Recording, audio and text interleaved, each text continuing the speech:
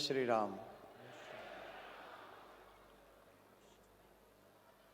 इतने बड़े उत्सव में आप लोगों का इतना धीरे बोलना न समय को सुहाता है, न गुरुदेव भगवान को सुहाएगा और न हमें सुहाएगा।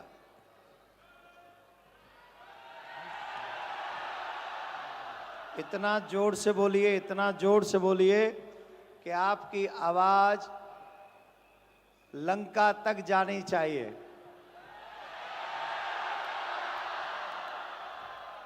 वो लंका चाहे लंका में हो, चाहे हमारे देश में कुछ लोगों के मन में लंका हो,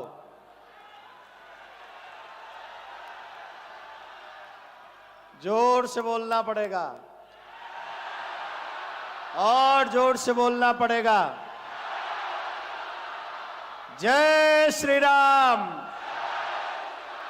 जय श्री राम।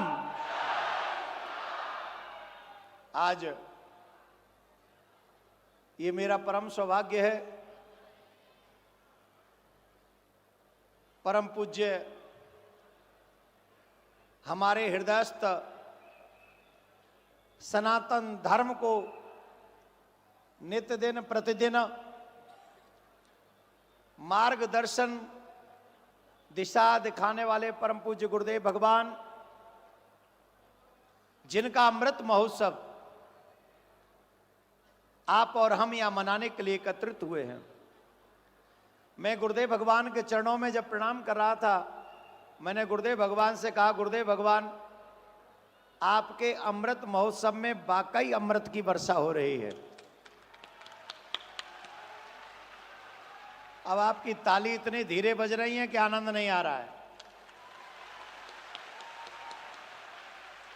ऐसे नहीं, जोर से। अच्छा बताओ, राम मंदिर के निर्माण से कौन कौन खुश है? तो तुम इतने धीरे ताली बजाओगे तो लगेगा ही नहीं दुनिया को कि आप खुश हो। जय श्री राम। सुप्रीम कोर्ट में राम जन्मभूमि वही है, इस बात की गवाही देकर परम पूज्य गुरुदेव भगवान ने हम सभी सनातनियों को यह गौरव का पल दिखलाया कि आज अयोध्या की पावन भूमि पर भगवान श्री राघवेंद्र सरकार के मंदिर का भव्य दिव्य निर्माण हो रहा है।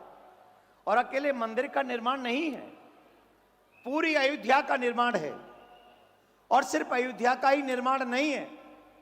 अगर कोई मुझसे पूछे तो हमारा देश चाहे 75 साल पहले आजाद हो गया था, पर सांस्कृतिक आजादी हमें नहीं मिली थी।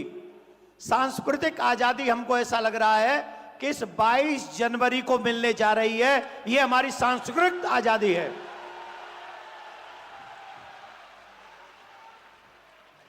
जिस दिन 22 जनवरी को हमारे देश के प्रधानमंत्री जी, हमारे प्रदेश के यशस्वी मुख्यमंत्री जी राम मंदिर की प्राण प्रतिष्ठा के बाद जब 100 करोड़ सनातनियों को कहेंगे कि आप राम मंदिर का दर्शन, रामलला का दर्शन कीजिए, उस समय हमें सांस्कृतिक आजादी प्राप्त हो जाएगी इस भारत में 75 साल बाद।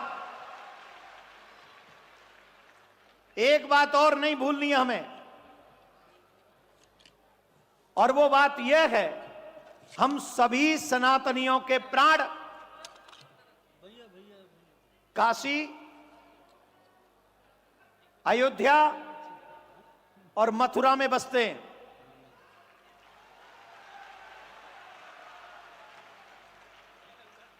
सही कह रहा हूं कि गलत कह रहा हूं? जोर से बोलिए, सही कह रहा हूं कि गलत कह रहा हूं? मुझे याद है कुछ दिन पहले मैं मुंबई में गुरुदेव भगवान से मिला था और गुरुदेव भगवान ने मुझसे कहा था, देवकी नंदन, मैं ब्रज में तब तक किसी भी ठाकुर के दर्शन नहीं करूंगा जब तक कृष्ण जन्म भूमि भी स्वतंत्र नहीं हो जाती, हम सब सनातनियों के बस में नहीं हो जाती, पूर्णतः स्वतंत्र नहीं होती। आज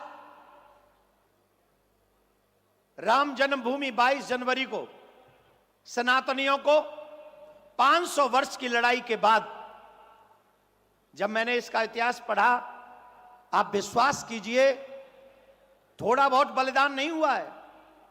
ये 92 का ही बलिदान नहीं हुआ है, उससे भी पहले बहुत बलिदान इस राम जन्मभूमि को स्वतंत्र रखने के लिए किए जा चुके हैं। आज सनातनी जो देश विदेश में कहीं भी रहते हैं, उन सबको अपना सर ऊंचा करने का सौभाग्य प्राप्त हो रहा है, क्योंकि राम मंदिर का निर्माण हो रहा है।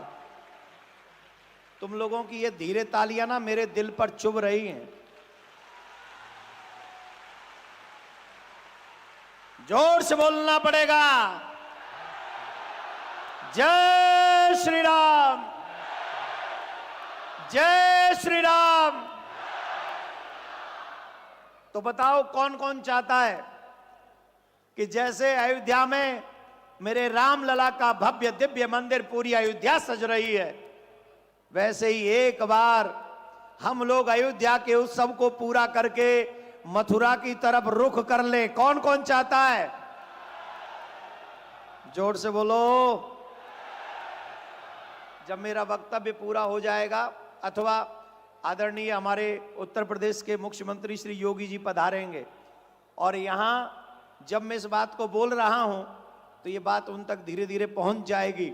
अगर आप लोगों का जोश उन तक पहुंच जाएगा तो मुझे विश्वास है कि एक राम जन्मभूमि के साथ साथ कृष्ण जन्मभूमि भी हम सनातनियों को एक गौरव का पल और एहसास कराएगी।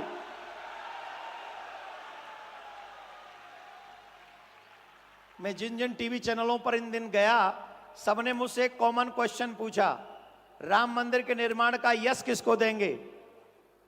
आपको क्या लगता है कि राम मंदिर निर्माण का यश किसको जाना चाहिए?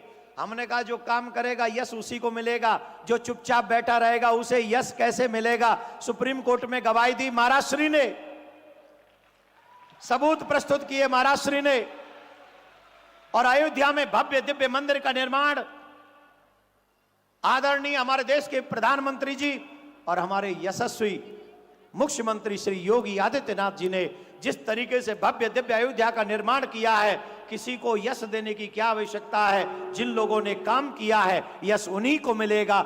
जय श्री राम, जय श्री राम, जय श्री राम। वैसे मैं बालक हूं, गुरुदेव भगवान के अमृत महोत्सव में आकर मैं अपने आप को धन्य धन्य महसूस कर रहा हूं। इस बालक को इनके आगे बोलने का अधिकार नहीं है, पर पूज्य गुरुदेव भगवान ने ही का आज्ञा दी तो उसका पालन करने के लिए अपनी वाणी को मैं यहीं पर विश्राम देता हूं।